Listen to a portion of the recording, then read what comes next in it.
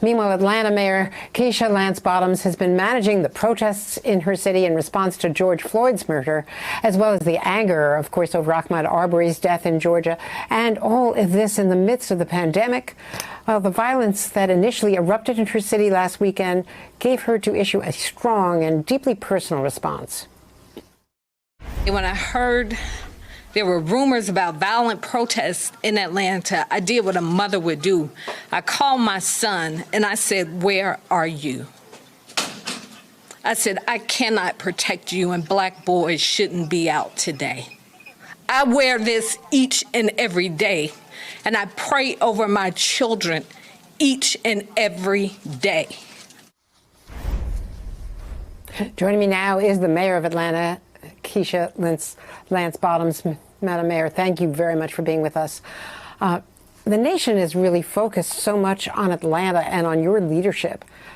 Tell me about the protests overnight. You're continuing the curfew. You also responded so quickly to respond to the 6 officers who 4 of whom have been charged. I think 4 have been charged with the stopping of that, with the way they dealt with stopping those 2 college students.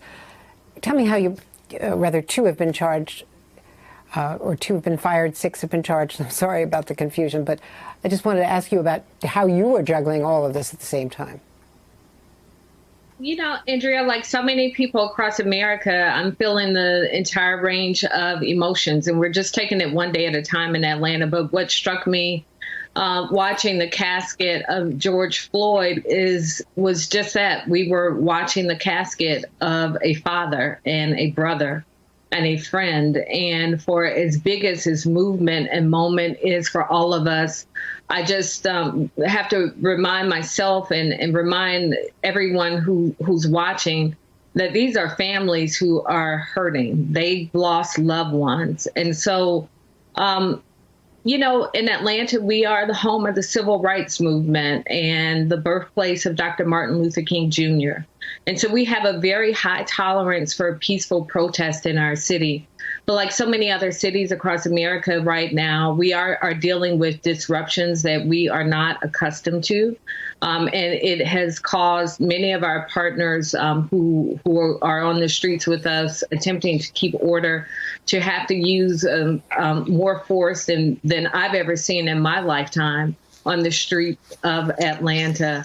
But that being said, I am so grateful for all of the peaceful protesters and just this call to action that is so much bigger than all of us right now. And as you have to balance using the additional force more than you would normally use, and the curfew and all the challenges of imposing that, the way you responded as a mother, you're responding to George Floyd, to seeing the casket. You're also responding as a mother when you think of your own family. No, I am. And even as I was preparing to go on with you, my 18-year-old just knocked on the door to tell me that he was leaving. And each time that happens, my heart sinks. And it sinks because of where we are now. And I know what we're dealing with now on our streets. We're dealing with officers who are fatigued. We're dealing with the unknown right now.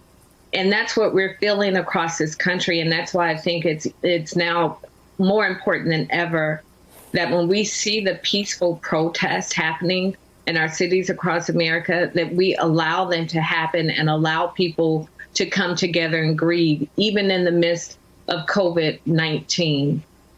We've had our set of challenges in Atlanta. You mentioned the college students and you mentioned the officers that were fired. This is all happening in real time, but I think what the past week or so has shown us that the luxury of time that we had, we don't have it anymore. As leaders, we have to act in a much more swift manner than we are normally accustomed to acting. But I think that's a shift in leadership that you'll see across this nation in the same way you're seeing this shift in this movement across the country. As an African-American leader and as a mother, how do you respond to the way the president reacted and his threats to use force and to militarize the use of force? He is such a distraction right now, and I have to remind myself to stop giving him so much energy, because every single moment that I give to him is a moment that I don't have to give to the real work that needs to be done. I think we saw the model in Joe Biden's speech the other day when he spoke of empathy and acknowledgement of the frustration and the pain and articulated the need for us to move forward. And President Trump seems to just have a fundamental inability to do that. And so I've said to myself, I'm going to stop asking him and expecting of him to give me something that he is incapable of giving to me and the American people.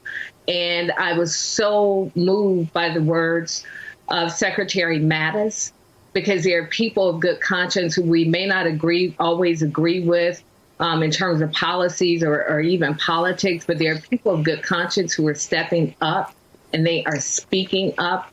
And I think that's what the nation needs right now.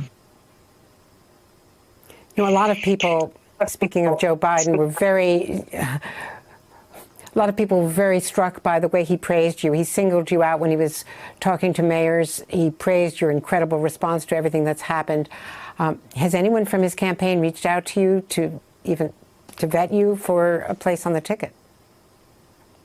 Well, I think those are appropriate questions for the Biden campaign, but I appreciated the compliment from the vice president. But the reality is I'm one of many leaders across this country, some of whom we are seeing and hearing from, and some whom we are not, we're just all doing the best that we can right now and the best that we know how to do in terms of making sure that our communities are healthy and whole. But there's so much healing and so much work that we recognize needs to be done, but we're dealing with what's in front of us immediately. And that's what's happening on our streets right now.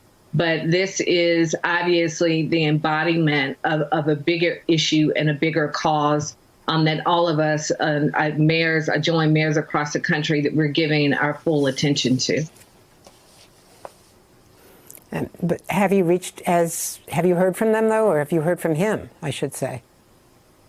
Well, you know, I endorsed Joe Biden back in June of last year. So I'm in constant contact with the Biden campaign because I've been a part of the team for almost a year now. And so it's not unusual for me to speak with someone from the team very regularly.